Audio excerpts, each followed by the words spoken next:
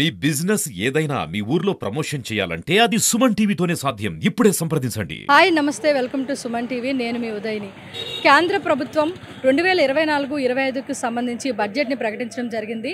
ఈసారి ఆంధ్రప్రదేశ్కి వరాల జల్లనే చెప్పుకోవచ్చు. దాదాపుగా అమరావతికి అదేవిధంగా పోలవరం ప్రాజెక్టుకి సంబంధించిన ప్రత్యేక ప్యాకేజ్ని కూడా రిలీజ్ చేయడం జరిగింది. అదే గత 5 ఏళ్ళలో చూసుకున్నట్లయితే ఎటువంటి ఎక్కువగా నిధులు మంజూరు చేయలేదు. అయితే ఈసారి కేంద్రంలో కూటమి ప్రభుత్వం ఉండడం వల్ల ఇలాగ జరిగింది, ఇలాంటి నిధులు కేటాయించారని కూడా చాలామంది చెప్తున్నారు. అయితే మనం ప్రస్తుతం మనతో ఉన్న పబ్లిక్ని వారి యొక్క ఒపీనియన్ అడిగి తెలుసుకునే ప్రయత్నం చేద్దాం. సార్, కేంద్రం మనకి 2024-25కు సంబంధించి బడ్జెట్ని రిలీజ్ చేసింది సార్. సో దానికి సంబంధించి మీ ఒపీనియన్ ఏంటి? అంటే ఈసారి మన ఏపీకి చాలా నిధుల్ని కేటాయించింది కేంద్రం, దానికి సంబంధించి. మన ఆంధ్రప్రదేశ్కి ఆశాజనకంగానే బడ్జెట్ ప్రవేశపెట్టినారు. అన్ని రంగాల్లో మధ్యతరగతికి, పోతే పోలవరానికి, మన అమరావతి రాజధానికి అన్ని విషయాలని ప్రస్తావించినారు. పోతే నేషనల్ హైవే సెనకంటి కూడా కారిడార్స్కి చుట్టూ అభివృద్ధికి కూడా కొన్ని విషయాలు చెప్పినారు. బడ్జెట్లో చెప్పడము, కేటాయించడము ఆంధ్రప్రదేశ్కి శుభ పరిణామం అనే చెప్పవచ్చు. డెవలప్మెంట్ ఎలా ఉండబోతుంది అని అనుకుంటున్నారు సార్? బాగుంటుందని, ఆశాజనకంగా ఉంటుందని ఆశిస్తున్నాం. అంటే మనకి రాయలసీమకి అలాగే కొన్ని జిల్లాలకు సంబంధించి కూడా మనకి బడ్జెట్ ఇవ్వడం జరిగింది.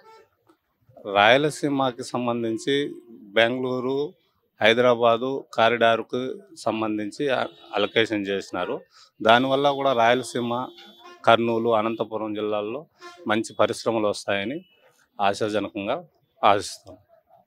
సార్, అంటే మనకి ఉప ముఖ్యమంత్రి పవన్ కళ్యాణ్ గారు కూడా స్పీచ్ ఇవ్వడం జరిగింది. అంటే చాలా వరకు ఇసుక మాఫియాకి సంబంధించి కూడా అంటే దోపిడీ జరుగుతుంది. ఇప్పుడు మన ప్రభుత్వం అయినా కూడా, మా వాళ్ళు అయినా కూడా ఇప్పటికీ ఇలాంటి ఈ యొక్క ప్రభుత్వం జరిగితే ఒప్పుకునేది లేదని కూడా ఆయన స్పీచ్ ఇవ్వడం జరిగింది. దాని పట్ల అంటే అధికార రహిత పాలన జరుగుతుందని మీరు అనుకుంటున్నారు? అది మంచి పరిణామం అమ్మ. ప్రతిపక్షాన్ని కూడా కలుపుకొని వాళ్ళ మీద మనం కక్ష సాధింపు చేయకుండా అందరూ రాష్ట్రాభివృద్ధి కోసం పాటుపడడం అనేది చెప్పడం, అది మంచి పరిణామమే. రాష్ట్రంలో అందరూ కూడా అదే విధాన్ని అవలంబించాలని కోరుకుంటున్నాం. సార్, కేంద్రం 2024-25కు సంబంధించి బడ్జెట్ రిలీజ్ చేసింది. సో ఏపీకి సంబంధించి వరాల మూట అని చెప్పుకోవచ్చు. మీకు ఏమనిపిస్తుంది సార్ ఈ బడ్జెట్ సంబంధించి? గత ప్రభుత్వంలో, ఏ ప్రభుత్వం అయినా కావచ్చు, గత ప్రభుత్వంలో ఈ బడ్జెట్ అనేది ఎక్కడా మనం తీసుకురాలేదు. ఎంతసేపు అయినా వాళ్ళు బటన్ నొక్కి అవి ఇవి చూస్తూ వచ్చినాము. రాష్ట్రం అనేది వెనక్కి వెళ్ళిపోయింది, భావితరాలు కూడా వెనక్కి వెళ్ళిపోయింది. ఈరోజు కొత్త గవర్నమెంట్ వచ్చిన 40 days తర్వాత భవితకి, రాష్ట్ర ప్రజలకి ఎంతో సంతోషంగా ఉంది ఆ బడ్జెట్ అనేది. సార్, అంటే మనకి ఇప్పుడు ఉత్తరాంధ్ర, రాయలసీమ, ప్రకాశం దానికి సంబంధించి కూడా నిధులు వచ్చాయి.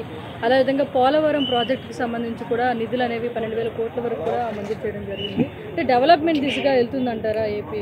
100కి 200% పోలవరం ప్రాజెక్ట్ కంప్లీట్ అయిపోతే మనకి రెవెన్యూ అనేది అబ్నార్మల్గా ఉంటుంది. ఇన్ని రోజులు మనకు రెవెన్యూ లేకుండా మన గత పాలకులు చేసిన తప్పు వల్ల ఏంటంటే మనకు రెవెన్యూ లేకుండా మన రోడ్డు మీద ఉన్నాము. ఈరోజు అమరావతి కావచ్చు, పోలవరం కావచ్చు, పోలవరం కానీ డెవలప్ అయిపోతే నెక్స్ట్ వచ్చే మనకి ఫండ్ వచ్చి మన భావితరాల బిడ్డలకు కానీ మనకు కానీ మనం ఆడుకు వెళ్ళిపోతాం. ఈరోజు పాలకులు కాదు రాజకీయం చేసేది, రాజకీయం పాలకులు చేసిన ప్రభుత్వాన్ని నడిపేది ప్రజలు. సార్, అంటే మనకి ఉప ముఖ్యమంత్రి పవన్ కళ్యాణ్ గారు కూడా చెప్పడం జరిగింది, అంటే స్పీచ్ ఇచ్చారు.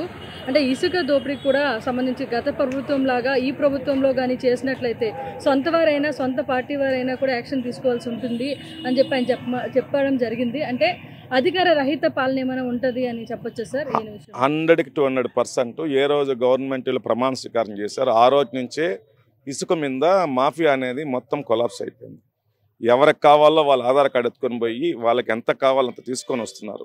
పక్క రాష్ట్రాలకు ఎగుమతి లేకుండా ఆగిపోయింది. దాన్ని బట్టే పాలకులు కానీ, లీడర్లు కానీ నడుచుకుంటా ఉన్నారు. 1 యోధన జరిగితే కూడా ప్రభుత్వం వాళ్ళని మందలిచ్చి గాడిలో పెట్టే ప్రయత్నాలు చేస్తూ ఉంది. మేము కూడా ఇల్లు కట్టుకుంటా ఉన్నాము. మాకు ఇంతకు ముందు ఒక లారీ, ఒక ట్రక్కు ఇసుక కొట్టి తీసుకోవాలంటే 3,500 నుంచి 5,000 రూపాయల దాకా పలికింది.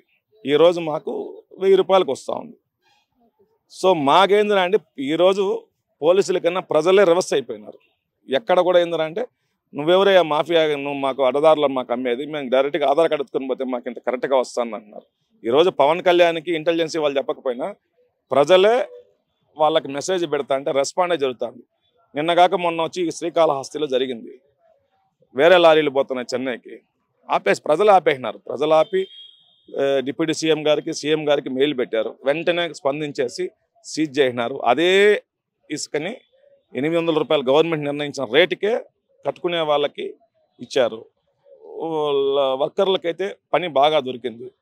ఇది లైఫ్ లాంగ్ ఉంటుందని మేము ఈ 5 సంవత్సరాలు కంటిన్యూగా ఉంటుందని మేము అనుకుంటా ఉన్నాం. సార్ మనకి సార్ ఏపీకి బడ్జెట్ అనేది చాలా నిధులు కేటాయించారు. అమరావతికి సంబంధించి లేదంటే మనకి ఇంతకుముందు పోలవరం సంబంధించి కూడా 12,000 కోట్లు అనేది నిధులు ఇవ్వడం జరిగింది. దాని పట్ల మీ అభిప్రాయం సార్? చాలా మంచి పని చేశారు. ఇదివరకే మనకు అమరావతికి కంప్లీట్ కావాల్సింది. ఈ నిధులు అనేటివి లాస్ట్ టర్మ్లో కానీ ఇచ్చినుంటే ఇప్పటికి ఎప్పుడో పూర్తి అయ్యేది. అది తెలుగుదేశం ప్రభుత్వంలో చంద్రబాబు నాయుడు గారు స్థాపించినప్పుడు మన సెంట్రల్ నుంచి కూడా మన ప్రధానమంత్రి గారు అప్పుడు మట్టి నీరు తెచ్చి ఇవ్వడం జరిగింది. నిధులు కేటాయిస్తామన్నారు. మనకు స్పెషల్ స్టేటస్ కూడా ఇవ్వాల్సింది కూడా రాలేకపోయింది. అయినప్పటికీ కొంతవరకు సహకరించారు కాబట్టి 75% కంప్లీట్ అయ్యింది. ఇప్పుడు ఆ 25% కూడా పూర్తి చేసేదానికి మాట ఇచ్చారు కాబట్టి మన మోదీ గారు ఈరోజు ఆ బడ్జెట్లో ఆంధ్రాకు ఈ యొక్క కేటాయింపును కేటాయించడం 15,000 కోట్లు ఇస్తామని చెప్పడము, పోలవరం ప్రాజెక్టును కూడా కంప్లీట్ చేయించడం అనేది చాలా అదృష్టంగాను సంతోషంగాను భావిస్తున్నాము.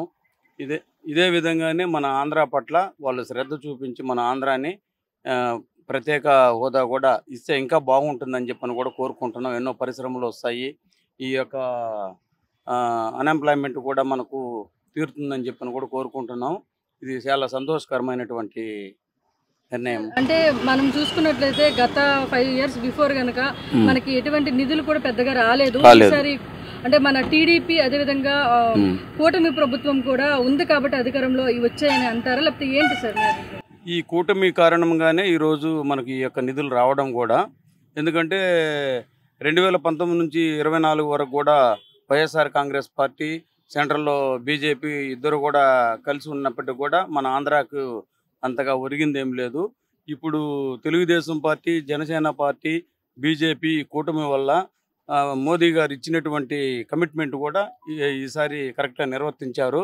మన ఆంధ్రాకి మంచి జరిగింది, మంచి రోజులు వచ్చాయని చెప్పని కూడా భావిస్తున్నాం. డిప్యూటీ సీఎం పవన్ కళ్యాణ్ గారు కూడా స్పందించారంటే స్పీచ్ ఇవ్వడం జరిగింది. అంటే ఇసుక దోపిడీకి సంబంధించి కూడా లాస్ట్ ప్రభుత్వంలో జరిగింది. ఈ ప్రభుత్వంలో అలాగే జరిగినట్లయితే అది నా పార్టీ వాళ్ళైనా లేదంటే నేను తప్పు చేసినా కూడా నన్ను ఖచ్చితంగా మీరు అడిగే పరిస్థితులు ఉన్నాయి, మీరు అడగొచ్చు అని కూడా ఆయన చెప్పడం జరిగింది.